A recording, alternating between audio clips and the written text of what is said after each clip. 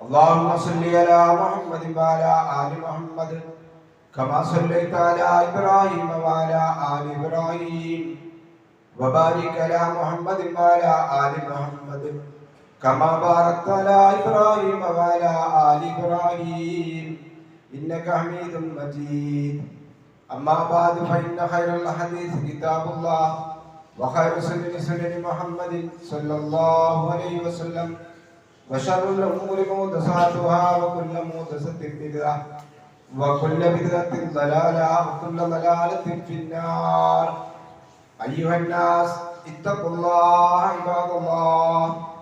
أعوذ بالله من الشيطان الرجيم. بسم الله الرحمن الرحيم.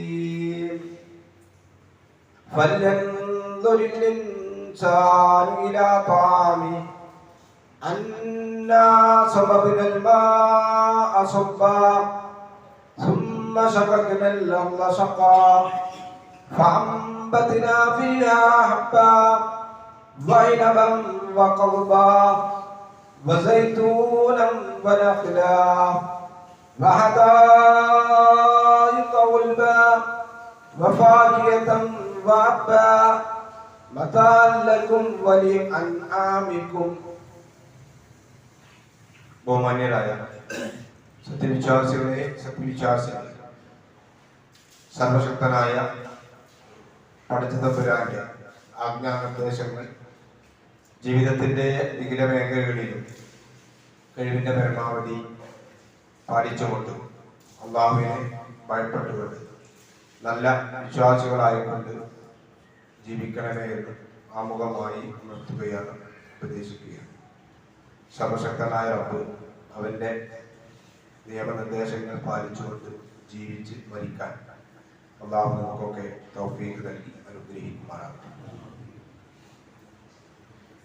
സർവശക്തനായ റബ്ബ് ദയാലുവായ കരുണാമയനായ പടച്ച റബ്ബ് നമുക്ക് നൽകിയ മറ്റൊരു അനുഗ്രഹത്തെക്കുറിച്ച് ഇന്ന് നമുക്ക് ചിലത് സംസാരിക്കാം.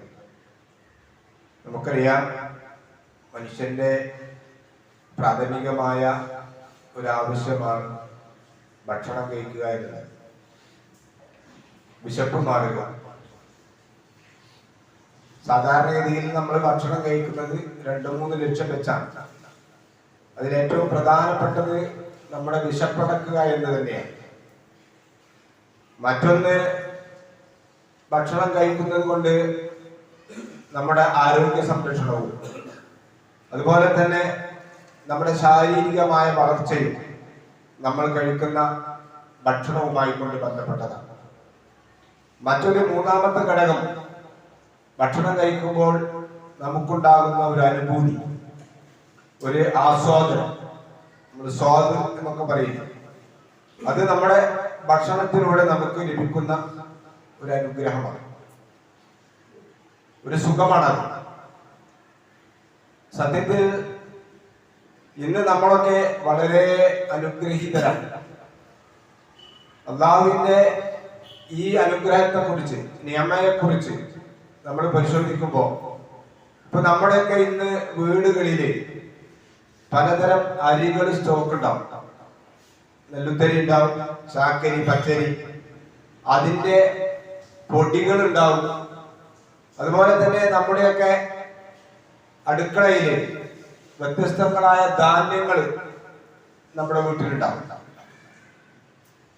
അതുപോലെ തന്നെ നമ്മുടെ ചിലരുടെയെങ്കിലും ഫ്രിഡ്ജുകൾ തുറന്നാൽ അതിൽ പച്ചക്കറികളും ഫ്രൂട്ട്സുകളും മാംസവും മത്സ്യവും എല്ലാം ചിലപ്പോൾ നമ്മുടെ വീട്ടിലൊക്കെ ഉണ്ടാവും. നമ്മൾ ആലോചിച്ച് നോക്കുക, അല്ലാഹു എത്രമാത്രം അനുഗ്രഹമാണ് നമുക്ക് നൽകിയത്. ഇപ്പൊ നമ്മുടെയൊക്കെ, എന്റെ പ്രായത്തിലുള്ള ആളുകളുടെയൊക്കെ കുട്ടിക്കാലത്ത് നമ്മുടെയൊക്കെ ഉമ്മമാരും വല്യമ്മമാരും ഒരു നേരത്തെ വിശപ്പടക്കാൻ വേണ്ടി, കഞ്ഞി കുടിക്കാൻ വേണ്ടി, അങ്ങനെ തന്നെ പറയാം, അതായിരുന്നു അതിന്റെ യഥാർത്ഥ വാചകം.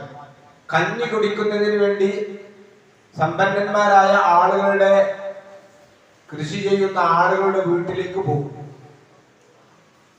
ആ വീട്ടിലേക്ക് പോകുന്നത് എന്തിനാന്ന് ചോദിച്ചിട്ടുണ്ടെങ്കിൽ 2 വടി അവരുടെ കയ്യിലുണ്ടാവും. ഒരു പ്രത്യേക രൂപത്തിലുള്ള വടികളാണ്. ആ വടി ഉപയോഗിച്ചുകൊണ്ട് അവിടെ കൊയ്തെടുത്ത നെല്ലിന്റെ വൈക്കോൽ ഉണ്ടാവും. ഈ വൈക്കോല് അടിച്ച് അതിൽ നിന്ന് കിട്ടുന്ന കുറച്ച് നെൽമണികൾ, ആ നെൽമണികൾ ശേഖരിച്ചുകൊണ്ട് നമ്മുടെയൊക്കെ വല്യമ്മമാര് വീട്ടിലേക്ക് കൊണ്ടുവരികയും അതുകൊണ്ട് കഞ്ഞി ഉണ്ടാക്കി കുടിക്കുകയും ചെയ്തിരുന്ന ഒരു കാലഘട്ടം ഉണ്ടായിരുന്നു. ആ കഞ്ഞിക്ക് വലിയ സ്വാദൊന്നും ഉണ്ടാവില്ല. ചിലപ്പോ കുറച്ച് ചെറിയ കയ്പ് പോലും അതിനനുഭവിക്കേണ്ടി വരും. അതൊരു കാലഘട്ടം. ഇന്ന് ഞാൻ നേരത്തെ സൂചിപ്പിച്ചതുപോലെ നമ്മുടെ വീടുകളിൽ ഒരാഴ്ചക്കല്ല, ഒരു മാസത്തേക്കുള്ള അരി പോലും സ്റ്റോക്ക് നമ്മുടെ വീടുകളിൽ ഉണ്ടാവും. അൽഹംദുലില്ലാ. ഇത് നമ്മൾ ആലോചിക്കണം. അള്ളാഹുവിന്റെ ഒരു നിയമത്താണ്.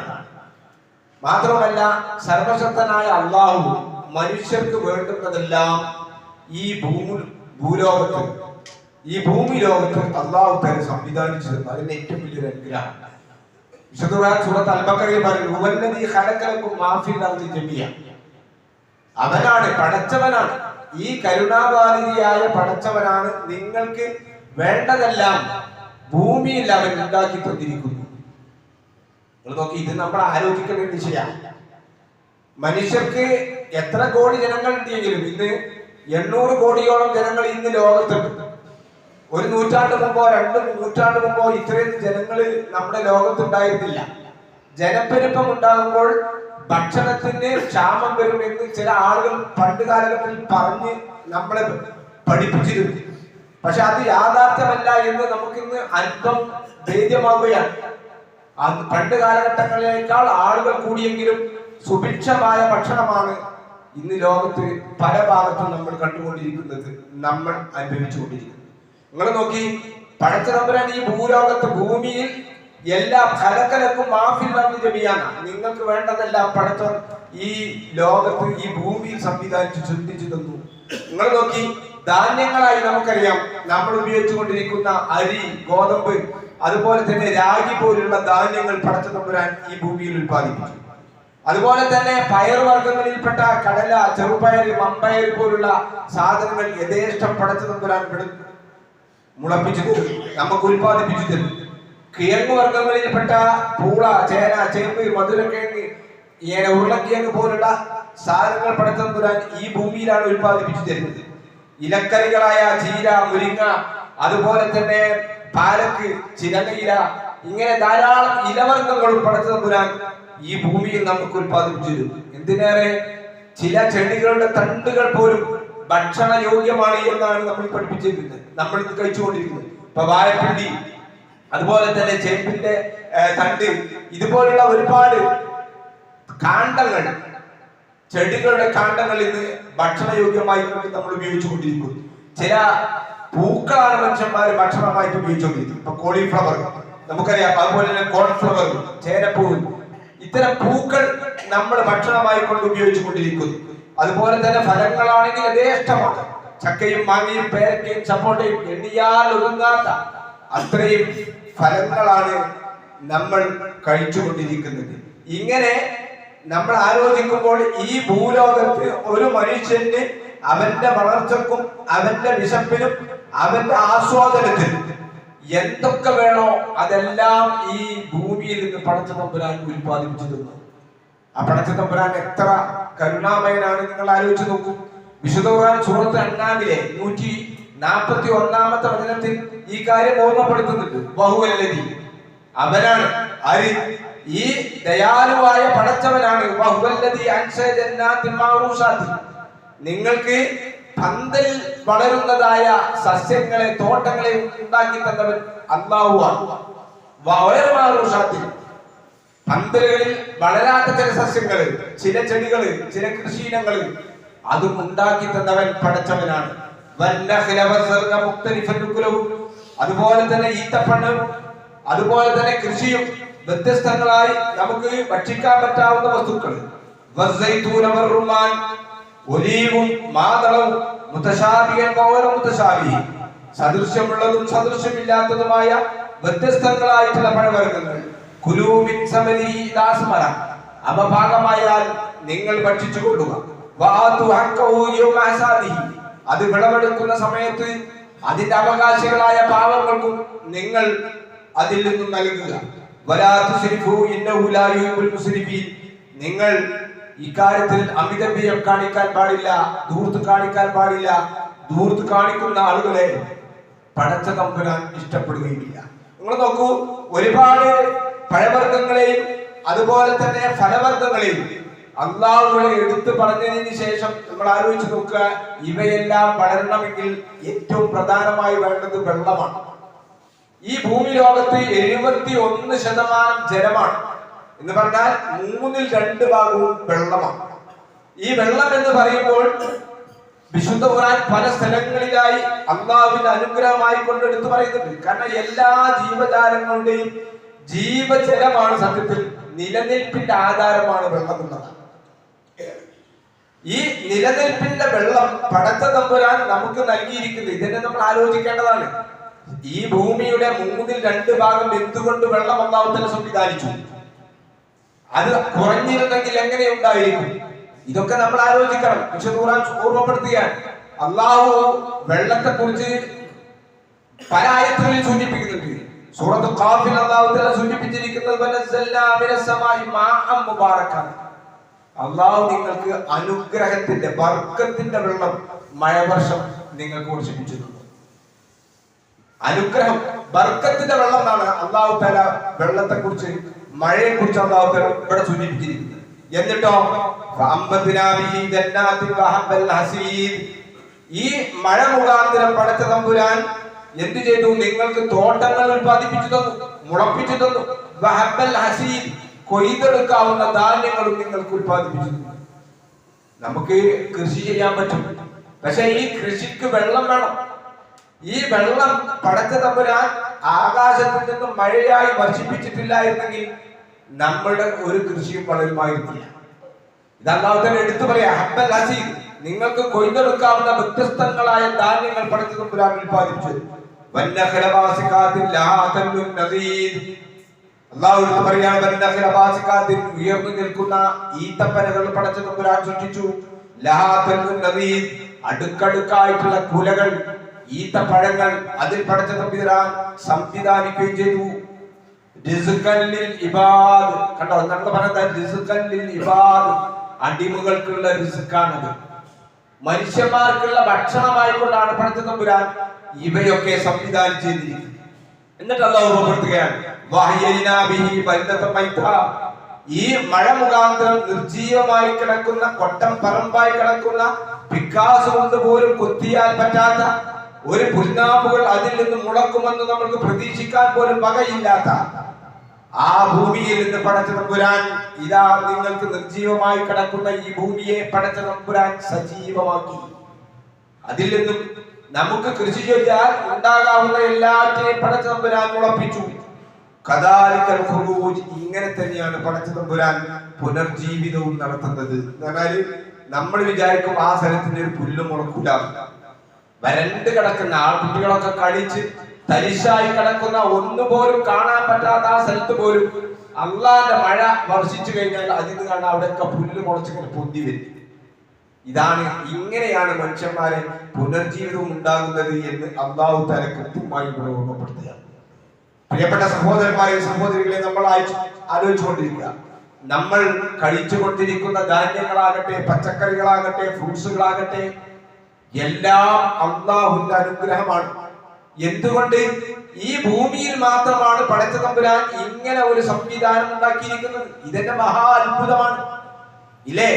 ഈ ഭൂമി ഉണ്ടായത് മഹാവിസ്ഫോടനത്തിന്റെ ഫലമായി പൊട്ടിത്തെറിച്ചായിരുന്നു. ആദ്യമെല്ലാം ഒരു പിണ്ഡമായിരുന്നു.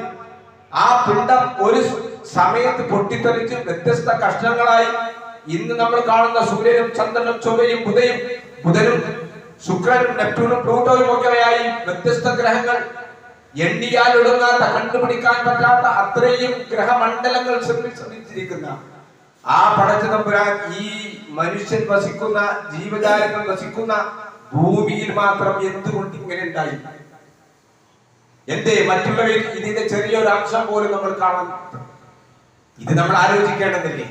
അതുകൊണ്ടാണ് അള്ളാഹു ഓർമ്മപ്പെടുത്തുന്നത്, അവനാണ് നിങ്ങൾക്ക് ഭൂമിയെ സംവിധാനിച്ചു തന്നവൻ, നിങ്ങൾക്ക് ജീവിക്കാൻ ഉതകുന്ന, നിങ്ങൾക്ക് ഭക്ഷണം ഉണ്ടാക്കി തന്ന, നിങ്ങൾക്ക് കായ്ക്കറികളും പച്ചക്കറികളും വേണ്ടുന്ന എല്ലാം ഉണ്ടാക്കി തന്ന ആ പടച്ച തമ്പുരാൻ നിങ്ങൾക്ക് ചെയ്തിരിക്കുന്ന അനുഗ്രഹങ്ങളെ കുറിച്ച് നിങ്ങൾ ഓർക്കണം. നിങ്ങൾ നോക്കൂ, ഒരു വെജിറ്റേറിയൻ മാത്രമാണോ അള്ളാഹു ഈ പ്രപഞ്ചത്തിൽ നമുക്ക് ഉണ്ടാക്കി തന്നത്, ഭൂമിയിൽ ഉണ്ടാക്കി തന്നത്? അല്ല. അതാണ് അല്ലാഹു ഖുർആനിൽ പറയുന്നത്. സൂറത്തുൽ നഹ്ലിലെ 5-ാമത്തെ വചനത്തിൽ പറയാണ്, നമ്മുടെ മനുഷ്യന്റെ സ്വഭാവവും പ്രകൃതവും നമ്മളുടെ ശരീരഘടനയും വെറും വെജിറ്റേറിയൻ മാത്രം തിന്നാനുള്ള ഒരു പരുവത്തിലല്ല ഉണ്ടാക്കിയിരിക്കുന്നത്. നമ്മളൊരു മിശ്ര ബുക്കുകളാണ്. നമ്മുടെ പല്ലുകൾ അങ്ങനെയാണ് പഠിച്ച സംവിധാനിച്ചിരിക്കുന്നത്. കാരണം നമുക്ക് മാംസം തിന്നാൻ പറ്റും, അതുപോലെ തന്നെ വെജിറ്റബിൾ തിന്നാൻ പറ്റും. ഇത് എല്ലാ ജീവജാലങ്ങളും അങ്ങനെയല്ല. ഇപ്പൊ പശുക്കളൊക്കെ ആണെങ്കിൽ എന്താ, അവ വെജിറ്റബിൾ മാത്രം തിന്നുന്ന, പുല്ല് അങ്ങനത്തെ സാധനങ്ങൾ മാത്രം തിന്നുന്ന ഒരു സംവിധാനത്തിലാണ് അതിന്റെ പല്ലുകൾ പോലും പടച്ചതമ്പുരാൻ സൃഷ്ടിച്ചിരിക്കുന്നത്. എന്നാ സിംഹത്തിന്റെയും പുലിയുടേതും അങ്ങനെയല്ല. എന്നാ മനുഷ്യന്റേതോ, മനുഷ്യന് രണ്ടും കഴിക്കാൻ പറ്റും. അതിനാണ് കോമ്പലും കൂടി പടച്ചതമ്പുരാൻ സംവിധാനിച്ചിരിക്കുന്നത്, അണപ്പല്ലുകളിൽ. അതറിയാവുന്ന പടച്ചതമ്പുരാൻ നമുക്ക് വെജിറ്റബിൾസ് മാത്രം മതിയായില്ല, നോൺ വെജ് വേണ്ടി വരും, മാംസം വേണ്ടി വരും. വിശുദ്ധ ഖുർആൻ പറയണം, മനുഷ്യന്റെ വളർച്ചക്ക് ആവശ്യമാണ്. സൂറത്ത് നഹ്ലിൽ അത് ഓർമ്മപ്പെടുത്തുകയാണ്, പടച്ച തമ്പുരാൻ നാൽക്കാലികളെ സൃഷ്ടിച്ചു തന്നിരിക്കുന്നു. ലക്കും ഫിഹാ ദിഫ്ഉൻ വ മനാഫിഉ. ആ നാൽക്കാലികളിൽ നിങ്ങൾക്ക് ചൂട് നൽകാൻ പറ്റാവുന്ന രോമങ്ങൾ അതിലുണ്ട്. വ മനാഫിഉ, വേറെയും ധാരാളം ഉപകാരങ്ങൾ മൃഗങ്ങളിൽ നിങ്ങൾക്കുണ്ട്. ആയത്ത് അവസാനിപ്പിക്കുന്നത് എങ്ങനെയല്ലോ, വമിൻഹാ തഅകുലൂൻ, നിങ്ങൾക്ക് അതിൽ നിന്ന് തിന്നാനും പറ്റും. നാൽക്കാലികളിൽ നിന്ന് ഭക്ഷണയോഗ്യമായിട്ടുള്ള മൃഗങ്ങളെയും പടച്ച തമ്പുരാൻ സംവിധാനിച്ചിരിക്കുന്നത് മനുഷ്യന്റെ സൃഷ്ടിപ്പിനെ സംബന്ധിച്ചിടത്തോളം അത് അവന് ആവശ്യമാണ്, കഴിക്കാവുന്നതാണ്. കഴിക്കാവുന്ന പ്രകൃതിയിലാണ് മനുഷ്യന്റെ പല്ലുകളെപ്പോഴും പടച്ച തമ്പുരാൻ സംവിധാനിച്ചിരിക്കുന്നത്. ഇന്ന് വിശുദ്ധ ഖുർആൻ നമുക്ക് സൂചിപ്പിച്ചു തരികയാണ്. ഇനി നിങ്ങൾ നോക്കൂ, അതുപോലെ തന്നെ ആയിരക്കണക്കിന് വൈവിധ്യങ്ങളുള്ള രുചി വ്യത്യാസങ്ങളുള്ള മത്സ്യങ്ങളെ കുറിച്ച് ഖുർആൻ പറയുന്നുണ്ട്. അല്ലാഹുവിന്റെ അനുഗ്രഹം. നമ്മൾ പറഞ്ഞല്ലോ, ഭൂമിയുടെ 2/3 ഭാഗവും കടലാണ്, വെള്ളമാണ്. ആ വെള്ളം പടച്ച തമ്പുരാൻ വെറുതെ സംവിധാനിച്ചതല്ല. ലക്ഷോപലക്ഷം ജനങ്ങളാണ് ഒരു കടൽ കൊണ്ട് ജീവിക്കുന്നത്. ലക്ഷക്കണക്കിന് മനുഷ്യന്മാരാണ് കടൽ കൊണ്ട് ജീവിക്കുന്നത്. നിങ്ങൾ ആലോചിച്ച് നോക്കണം, എന്തൊരു ഉപകാരമാണ് കടൽ പടച്ച തമ്പുരാൻ നമുക്ക് സംവിധാനിച്ചു തന്നിരിക്കുന്നത്. അത് അല്ലാഹു തആല ഓർമ്മപ്പെടുത്തുകയാണ്, വഹുവല്ലദീ സഖറൽ ബഹറ, അവനാണ്, പടച്ച തമ്പുരാനാണ് നിങ്ങൾക്ക് സമുദ്രത്തെ കീഴ്പ്പെടുത്തി തന്നവൻ. ആ സമുദ്രത്തെ കീഴ്പ്പെടുത്തി വളരെ കൃത്യമായി സൂറത്ത് നഹ്ലിലെ 14-ാമത്തെ വചനത്തിൽ അല്ലാഹു ഓർമ്മപ്പെടുത്തുകയാണ്, നിങ്ങൾക്ക് സമുദ്രത്തെ അവൻ കീഴ്പ്പെടുത്തി തരികയും ആ സമുദ്രത്തിൽ നിന്നും നിങ്ങൾക്ക് പുതുമാംസം തിന്നുവാൻ വേണ്ടിയും പടച്ച തമ്പുരാൻ സംവിധാനം ചെയ്തിരിക്കുന്നു. ആയിരക്കണക്കിന് ഇനങ്ങളിലുള്ള മത്സ്യങ്ങളാണ് പറയുന്നത്. വ്യത്യസ്ത ടേസ്റ്റുകളാണ്, ഓരോ മത്സ്യവും വ്യത്യസ്ത ടേസ്റ്റുകളാണ്, രൂപമാണ്. ഇതുണ്ടാക്കി തന്നത് എന്തിനാ? നമുക്കാണ്. മനുഷ്യന്മാർക്ക് അള്ളാഹുവിന്റെ അനുഗ്രഹമാണ്. ഈ അനുഗ്രഹത്തെ കുറിച്ച് നമ്മൾ ഓർക്കണം എന്ന് വിശുദ്ധ ഖുർആൻ നമുക്ക് കൃത്യമായി പഠിപ്പിച്ചിട്ടുണ്ട്. മാത്രവുമല്ല, ഈ ഭൂമിലോകത്തുള്ള എല്ലാ ജീവജാലങ്ങൾക്കുമുള്ള ഭക്ഷണം അള്ളാഹു ഏറ്റെടുത്ത് സംഘടിപ്പിക്കുകയാണ്. നമ്മളെ പേടിക്കേണ്ട ആവശ്യമൊന്നുമില്ല, ലോകം പേടിക്കേണ്ട ആവശ്യമില്ല. എന്ത്, ജനങ്ങൾ പെരുത്താൽ, ജനങ്ങൾ അധികമായി കഴിഞ്ഞാൽ ഭക്ഷണമില്ലാതെ ദാരിദ്ര്യം വരുമോ എന്ന് പേടിക്കേണ്ട ഖുർആൻ പരിസരത്തും സൂചിപ്പിക്കുന്നുണ്ട്. നാമാണ് നിങ്ങൾക്കും അവർക്കുമൊക്കെ, ജനിക്കാൻ പോകുന്ന കുഞ്ഞുങ്ങൾക്ക് പോലും ഭക്ഷണം നൽകുന്നത് ഞാനാണ്. അല്ലാഹു സൂചിപ്പിക്കുകയാണ്, അല്ലാഹു ഏറ്റെടുത്തിരിക്കുന്ന ഉത്തരവാദിത്തമാണ്. ഈ ഭൂമുഖത്ത് ഏതെല്ലാം ജീവജാലങ്ങളുണ്ടോ ആ ജീവജാലങ്ങൾക്കുള്ള ഭക്ഷണമെല്ലാം അല്ലാഹു ഏറ്റെടുത്തതാണ്. വിശുദ്ധ ഖുർആൻ സൂചിപ്പിക്കുന്നുണ്ട്, വമാമിൻ ദാബത്തിൻ ഫിൽ അർദി ഇല്ലാ അലല്ലാഹി റിസ്ഖുഹാ. അല്ലാഹുവിന്റെ കണ്ടീഷനാണ്, അല്ലാഹു ഉറപ്പ് പറഞ്ഞതാണ്. ഈ ഭൂലോകത്ത് ഏതൊരു ജീവജാലങ്ങളുണ്ടോ അവയ്ക്കുള്ള റിസ്കൊക്കെ നമ്മുടെ ബാധ്യതയാണ്. അതുകൊണ്ട് മനുഷ്യന്മാർക്കും ജീവജാലങ്ങൾക്കും ഭക്ഷണം കിട്ടാതെ നഷ്ടപ്പെട്ടു പോകും, നശിച്ചു പോകും എന്ന് ആരും വിചാരിക്കേണ്ട ആവശ്യമില്ല. പക്ഷേ എല്ലാം പടച്ച തമ്പുരാൻ ഇവിടെ സംവിധാനിച്ചിരിക്കുന്നത് അത് ഒരാളെ അടുത്തേൽപ്പിച്ചിട്ടില്ല. ഒരു രാജ്യത്തിൽ ഏൽപ്പിച്ചേക്കല്ല. ഇത് അള്ളാഹുവിന്റെ ഒരു സിസ്റ്റമാണ്. നിങ്ങൾ നോക്കി, മനുഷ്യന്മാർക്ക് സമ്പത്ത് നൽകുകയാണെങ്കിലും സൗന്ദര്യം നൽകുകയാണെങ്കിലും എന്ത് അനുഗ്രഹം പഠിച്ചോ നൽകുകയാണെങ്കിലും അത് പലർക്കുമായിക്കൊണ്ടായിരിക്കും അള്ളാഹു തന്നെ നൽകുക. അപ്പൊ ഈ അള്ളാഹുവിന്റെ അനുഗ്രഹമായിട്ടുള്ള ഭക്ഷണം അല്ലെങ്കിൽ ഭക്ഷണ വിഭവങ്ങൾ പടച്ച തമ്പുരാൻ ചില വ്യക്തികൾക്കോ ചില രാജ്യങ്ങൾക്കോ ഇഷ്ടം പോലെ കൊടുത്തിട്ടുണ്ടാവും. അത് കൊടുത്തിരിക്കുന്നത് എന്തിനാണ്? നമുക്കൊരു പരീക്ഷണമാണ്. ആ നൽകപ്പെട്ടിരിക്കുന്ന ആളുകൾ ഇല്ലാത്ത ആളുകളുണ്ടാവും, പട്ടിണി കിടക്കുന്ന ആളുകളുണ്ടാവും, പ്രയാസപ്പെടുന്ന ആളുകളുണ്ടാവും. അവർക്ക് ഇവർ കൊടുക്കുന്നുണ്ടോ എന്ന് നോക്കാൻ വേണ്ടിയിട്ടാണ് അള്ളാഹു. അല്ലാതെ എല്ലാവർക്കും സമന്മാരായി കൊടുക്കുന്ന പരിപാടി ദുന്യാവിലില്ല, പരലോകത്തിൽ. കാരണം മനുഷ്യൻ ഒരു തമ്മിലൊരു ബന്ധം ഉണ്ടാകണമെങ്കിൽ ഉള്ളവരും ഇല്ലാത്തവരും ഉണ്ടായിരിക്കണം. അപ്പൊ ഉള്ളവന് അള്ളാഹു എനിക്ക് നൽകിയിരിക്കുന്നതാണ്, ഇതിന് ഞാൻ ശുക്ർ ചെയ്യേണ്ടതുണ്ട് എന്നൊരു ബോധം അവനുണ്ടാകണം. ഇല്ലാത്തവൻ അതിൽ ക്ഷമിക്കുകയും പടച്ച തമ്പുരാനോട് ദുആ ചെയ്യുകയും ചെയ്യണം. അപ്പൊ ഉള്ളവരുടെ ബാധ്യതയായി ഖുർആൻ കൃത്യമായി പറയും. ഇപ്പൊ നമുക്കറിയാം, ഇന്നിപ്പോ ഏറ്റവും കൂടുതൽ നമ്മൾ ചർച്ച ചെയ്തുകൊണ്ടിരിക്കുന്നത് ഗസയിലെ പാവപ്പെട്ട പട്ടിണി കോലങ്ങളുടെ ചിത്രങ്ങളാണ്. നമ്മളൊക്കെ സോഷ്യൽ മീഡിയയിൽ ഇഷ്ടം പോലെ കണ്ടവരാണ്. 200-ലധികം ആളുകളാണ് ഒരു നേരത്തെ ഭക്ഷണം കിട്ടാതെ എല്ലും കോലുമായി, ഇല്ലേ, കണ്ടാൽ സങ്കടം വരുന്ന രൂപത്തിൽ സമയത്തിന് ഭക്ഷണം കിട്ടാതെ വെള്ളം കിട്ടാതെ വളരെ പ്രയാസപ്പെട്ടുകൊണ്ട് മരിച്ചു വീണുകൊണ്ടിരിക്കുകയാണ് ഗസയിൽ. കുടിവെള്ളം പോലും അവർക്ക് തടയപ്പെട്ടുകൊണ്ടിരിക്കുകയാണ്. ഇവിടെ നമ്മൾ ആലോചിച്ച് നോക്കുക, ഇവിടെ നമ്മൾ ആലോചിക്കുക, ഫലസ്തീൻ എന്ന് പറയുന്ന ഗസ എന്ന് പറയുന്ന ആ രാജ്യത്തോട് ചെയ്യുന്ന അമേരിക്കയുടെയും ഇസ്രായേലിന്റെയും പോക്കിരിത്തം, കാടൻ സ്വഭാവം ഈ ആധുനിക നൂറ്റാണ്ടിൽ ഉൾക്കൊള്ളുവാൻ നമുക്ക് സാധിക്കില്ല. വളരെ കിരാതമായ ഒരു കാര്യമാണ് ഇങ്ങനത്തെ ഒരു പ്രവർത്തനം. ഒരു മനുഷ്യന് ഉണ്ടാകാൻ പാടില്ല, മനുഷ്യപ്പറ്റുള്ള ഒരു മനുഷ്യന് ഉണ്ടാകാൻ പാടില്ല. പട്ടിണിക്കിട്ട് കൊല്ലുക, എന്നിട്ടോ ഭക്ഷണത്തിന് വേണ്ടി ക്യൂ നിൽക്കുന്ന മനുഷ്യന്മാരെ നിർദാക്ഷിണ്യം വെടിവെച്ച് കൊല്ലുക. ഇത്രയും ക്രൂരമായ മനുഷ്യപ്പറ്റില്ലാത്ത ഈ ഹീനമായ പ്രവർത്തനം നമ്മുടെ നാടിൽ, നമ്മുടെ രാജ്യത്ത് നടന്നുകൊണ്ടിരിക്കുകയാണ്. ഭക്ഷണത്തിന് വേണ്ടി ക്യൂ നിൽക്കുന്ന കുട്ടികളുടെയൊക്കെ ചിത്രങ്ങൾ കണ്ടിട്ടുണ്ടാവും. നമ്മൾ ആലോചിച്ച് നോക്കുക, അല്ലെ? ഗോതമ്പിന്റെ മാവ് മറ്റേ പല രാജ്യങ്ങളിൽ നിന്നും അയച്ചുകൊണ്ടിരിക്കുന്ന ഗോതമ്പിന്റെ മാവ് ഏറ്റിക്കൊണ്ടുപോകുന്ന ചെറിയ കുട്ടികളുടെ സന്തോഷം നമ്മൾ കണ്ടുകൊണ്ടിരിക്കുകയാണ്. പ്രിയപ്പെട്ട സഹോദരന്മാരെ, സഹോദരികളെ, നമ്മൾ ആലോചിക്കുക. വിശുദ്ധ ഖുർആൻ കൃത്യമായിട്ടുള്ള കാഴ്ചപ്പാടുണ്ട്. അള്ളാഹു ഈ നൽകിയിരിക്കുന്ന അനുഗ്രഹം, നമ്മുടെ സമ്പത്ത്, നമുക്ക് നൽകിയിരിക്കുന്ന ഭക്ഷണങ്ങൾ, അത് നമ്മൾ മാത്രം കഴിക്കാനുള്ളതല്ല, അത് പാവപ്പെട്ടവന് കൂടി അവകാശപ്പെട്ടതാണ്. നല്ല മനുഷ്യന്മാരുടെ ലക്ഷണം വിശുദ്ധ ഖുർആൻ പറയുന്നുണ്ട്. അവിടെ ഖുർആൻ സൂചിപ്പിക്കുന്നത് എന്താ അറിയോ?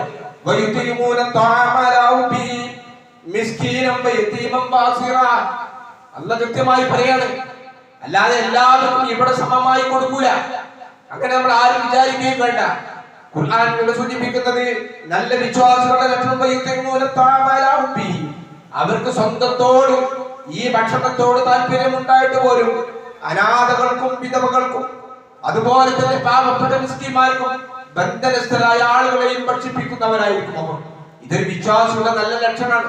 അല്ലാഹു നമുക്ക് നൽകിയിരിക്കുന്ന നമ്മളുടെ ധനവും നമ്മുടെ ഭക്ഷണം നമുക്കുണ്ട് എങ്കിൽ അത് പാവപ്പെട്ടവർക്ക് നൽകുന്നവനായി ശരിയായ വിശ്വാസി എന്ന് ഖുർആൻ നമുക്ക് പഠിപ്പിച്ചു. നരകക്കാരായ ആളുകളെ കുറിച്ച് ഖുർആൻ സൂചിപ്പിക്കുന്നിടത്ത് പലർക്കും അല്ലാഹു ഓർമ്മപ്പെടുന്ന ഒരു കാര്യമുണ്ട്. അവൻ നരകത്തിൽ കടക്കാനുള്ള കാരണം എന്താ? അല്ലാഹ് സൂചിപ്പിക്കുന്നത് എന്താ അറിയോ? ഉള്ളവരുണ്ടായിരുന്നു, അവന്റെ അടുത്ത് ഭക്ഷണം ഉണ്ടായിരുന്നു, യഥേഷ്ടം ഭക്ഷണം ഉണ്ടായിരുന്നു, ഭക്ഷണം വാങ്ങാനുള്ള പണം ഉണ്ടായിരുന്നു, അത് അവൻ നൽകിയില്ല എന്ന് മാത്രമല്ല, ഖുർആന്റെ പ്രയോഗം അടിവരട്ട് പച്ചാക്കണം. ഭക്ഷണം കൊടുക്കൂല എന്നല്ല പറഞ്ഞത്. പാവപ്പെട്ടവന് വേണ്ടി ഭക്ഷണത്തിന് പ്രേരണ പോലും നൽകാത്തവനായിരുന്നു അവൻ. അതുകൊണ്ടാണ് അവൻ നരകത്ത് പോകുന്ന കാരണം. ആലോചിച്ച്, നമുക്കിപ്പോ പട്ടിണിന്റെ വില അറിയില്ല, പട്ടിണി കോലങ്ങൾ നമ്മൾ നേരിട്ട് കണ്ടിട്ടില്ല. ഇപ്പൊ സോഷ്യൽ മീഡിയയിൽ നമ്മൾ കാണുക, ഓരോ മനുഷ്യന്മാരെ അസ്ഥികളിലെ അവരുടെ നെഞ്ചിലുള്ള അസ്ഥികൾ പോലും എണ്ണി തിട്ടപ്പെടുത്താൻ പറ്റാത്ത രൂപത്തിൽ ഭക്ഷണം കിട്ടാതെ, വെള്ളം കിട്ടാതെ തടയപ്പെട്ടുകൊണ്ട് ലോകത്ത് ജീവിക്കുന്ന ആളുകളുണ്ട്. അവിടെ മാത്രമല്ല, പല സ്ഥലങ്ങളിലും ഉണ്ട്. നമ്മൾ ആലോചിച്ച് നോക്കാം. നമ്മൾ വിചാരിക്കും നമ്മുടെ നാട്ടിലൊന്നും അങ്ങനത്തെ ആളുകളില്ല, നമ്മുടെ പരിസര പ്രദേശങ്ങളിലൊന്നും അങ്ങനെയില്ല. ഇന്നലെ ഒരു സഹോദരൻ വിളിച്ചുകൊണ്ട് പറഞ്ഞു, വളരെ വേണ്ടപ്പെട്ട ഒരാൾ മരണപ്പെട്ടു. 3 കുട്ടികളാണ്. ഞാനൊരു കഥ പറയല്ല. 3 കുട്ടികളാണ്. അവർക്ക് ഭക്ഷണം വാങ്ങുവാൻ എന്തെങ്കിലും ഏർപ്പാട് ചെയ്യാൻ പറ്റുമോ? നിങ്ങളുടെ ഭാഗത്ത്, നിങ്ങളുടെ പള്ളിയിൽ ഇതുമായി ബന്ധപ്പെട്ട ഒരു സംവിധാനമുണ്ട് എന്ന് കേട്ടു. സഹോദരന്മാരെ, സഹോദരികളെ, നമ്മൾ ആലോചിക്കണം. സ്വന്തം പിതാവ് നഷ്ടപ്പെട്ടാൽ, ബാപ്പ നഷ്ടപ്പെട്ടാൽ അനാഥകളാകുന്ന കുട്ടികളെ കുറിച്ച് നമ്മൾ ഓർക്കണം. വിധവകളെ കുറിച്ച് നമ്മൾ മനസ്സറിയണം. അങ്ങനത്തെ ആളുകൾ ഇന്നുമുണ്ട്. മറ്റൊരു മനുഷ്യന്റെ മുമ്പിൽ ഓച്ചാലിച്ച് കൈ നീട്ടാൻ ഇന്ന് അഭിമാനം കൊണ്ടാൽ സാധ്യമാവുകയില്ല. അതുകൊണ്ട് ഇത്തരം സംവിധാനങ്ങൾ ഉള്ളതിനെ പ്രോത്സാഹിപ്പിക്കാൻ അല്ലാഹു ഖുർആൻ പറഞ്ഞതല്ല, പാവങ്ങൾക്കുള്ള ഭക്ഷണത്തിന് പ്രേരണ നൽകാത്തവരാണ് അങ്ങനത്തെ ആളുകൾ കൊടുത്ത് നമ്മളാകാൻ പാടില്ല. അത് നരകക്കാരായ ആളുകളുടെ ലക്ഷണമാണ് എന്ന് സൂചിപ്പിക്കുകയാണ്. അതുകൊണ്ട് നമ്മൾ ശ്രദ്ധിക്കേണ്ട സംഗതി, അള്ളാഹു എല്ലാവർക്കും എല്ലാം നൽകണമെന്നില്ല. എല്ലാം നൽകിയ ആളുകളെ ഒരു സുപ്രഭാതത്തിൽ ഇല്ലാത്തവനാക്കി മാറ്റാനും പടച്ചോനും വലിയ സമയമൊന്നും വേണ്ട. നമ്മളൊക്കെ കാണുകയാണ്, നമ്മൾ കേൾക്കുകയാണ്, നമ്മളത് വായിക്കുകയാണ്. സുഖകരമായി പോകുന്ന പല കുടുംബങ്ങളും ഒറ്റയടിക്ക് അവരൊന്നുമല്ലാത്തവരായി മാറും. അതുകൊണ്ട് ഉള്ള സമയത്ത് ഉള്ളവർ ഇല്ലാത്തവരെ സഹായിക്കുക എന്നുള്ളത് അള്ളാഹു നമുക്ക് ചെയ്തു തന്നിരിക്കുന്ന അനുഗ്രഹത്തിന് ശുക്റാണ് എന്ന് കൃത്യമായി നമ്മൾ പഠിപ്പിക്കുക. ഇവിടെ ഉള്ളവർ നമ്മുടെ വമ്പത്തരവും, അത് രാജ്യങ്ങളാണെങ്കിലും വ്യക്തികളാണെങ്കിലും, നമ്മളുടെ തൻപോരിമയും നമ്മളുടെ അപ്രമാദിത്വവും നമ്മളുടെ ദുരഭിമാനവും കാണിക്കാൻ വേണ്ടിക്കാട്ട് ധൂർത്ത് ചെയ്യുന്ന ഒരു സ്വഭാവത്തിന്റെ ആളുകളായി നമ്മുടെ സമൂഹത്തിലെ ആളുകൾ കൂടി, സമുദായത്തിലെ ആളുകൾ കൂടി മാറുകയാണ്. ഇത് വളരെ സങ്കടകരമായ ഒരു സംഗതിയാണ് നമ്മൾ പറയാതിരിക്കാൻ പറ്റുക. നിങ്ങൾ ആലോചിച്ച് നോക്കി.